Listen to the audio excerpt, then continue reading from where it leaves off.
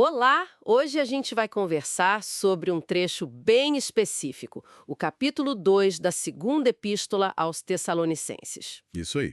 Um texto que lida diretamente com hum, expectativas sobre a vinda de Cristo e a nossa reunião com Ele. Exato. E parece que havia uma certa ansiedade, né? O pessoal estava um pouco agitado com isso. Sim, com certeza. A carta entra justamente para acalmar os ânimos. E o alerta principal é bem claro, né? Tipo, não se deixem perturbar ou assustar facilmente Uhum, por alguma suposta profecia ou palavra ou até uma carta, como se o dia do Senhor já tivesse chegado. precisamente. O argumento central é: calma, esse dia não chega assim, do nada. Antes precisam acontecer duas coisas bem marcadas. Quais seriam? Primeiro, o que o texto chama de apostasia, um grande afastamento, uma rebelião, né? E segundo, tem que ser revelado o homem da iniquidade. O filho da perdição. A descrição é forte. Sim, muito forte. Destinado à destruição. E que figura o texto descreve essa pessoa, esse homem da iniquidade, como alguém que, assim, se opõe e se levanta contra tudo que chamamos de Deus ou é objeto de culto, É impressionante. E o ponto alto dessa oposição é ele se assentar no santuário de Deus. se proclamando o próprio Deus. É uma imagem de usurpação total. Exatamente. É o auge da rebelião, né? A personificação dessa oposição ao divino. Um contraste direto com Cristo, claro. E tem mais uma coisa interessante, menciona um mistério da iniquidade que já estaria em ação. Meio secreto, talvez? Isso, como um poder oculto já trabalhando. Mas, ao mesmo tempo, tem algo ou alguém que o detém, que o segura por enquanto. Ah, aquele que agora o detém. O texto não diz quem é, né? Não especifica. É um ponto que gerou muita discussão, claro, mas a ideia é que essa força de contenção precisa ser afastada, Entendi. para que, só então, esse iníquo se manifeste abertamente. E quando ele vier, não vai ser algo discreto, pelo jeito. De forma alguma.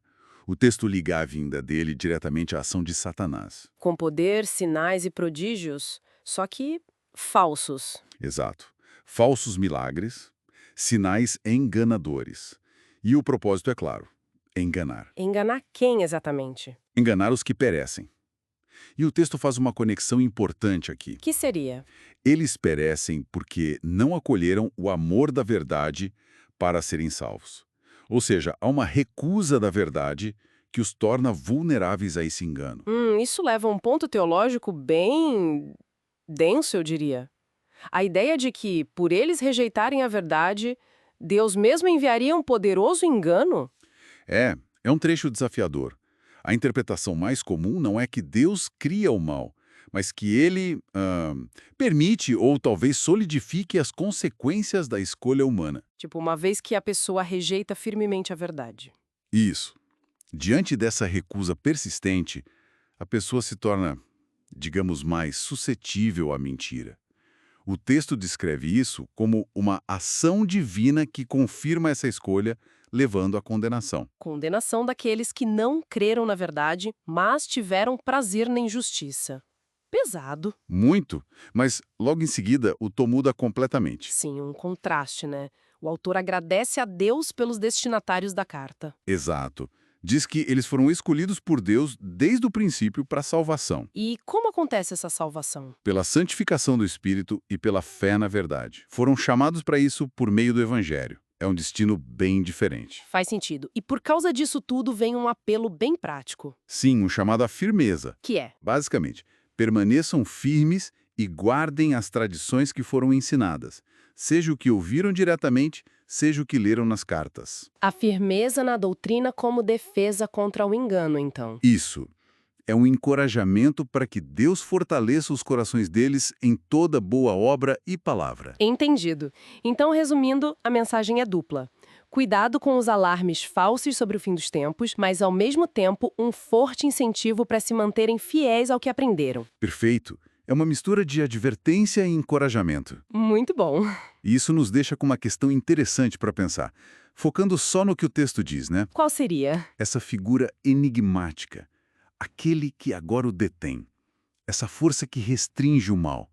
que impede a manifestação plena do homem da iniquidade. Uhum. Se a gente pensar só com base na carta, sem trazer interpretações de séculos depois, como será que os primeiros leitores entenderam isso?